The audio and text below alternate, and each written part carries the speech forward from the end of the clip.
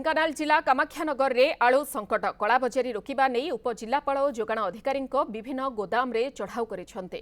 कामाख्यानगर उपजिलापाल नारायण चंद्र नायक और उपखंड जोगाण अधिकारी तारिणी प्रसाद मिश्र चढ़ाऊ करिसेंते। खाउटींग पाखरे आलू केजी प्रति 50 टंका बिक्री हेउथिबा खबर पाई प्रशासन चढ़ाऊ करिछि।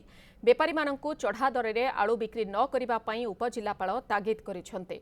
सहर रे थिबा विभिन्न आलू गोदाम गुड़िकरे आवश्यक आलू नथिबारु खाउटी हंतसंत हेउथिबा बेले एहार सुजोग नहीं किछि व्यवसायी आलूर बिक्री मूल्य 50 टंकारु अधिक दाम रे बिक्री करुथिबा अभियोग होइछि।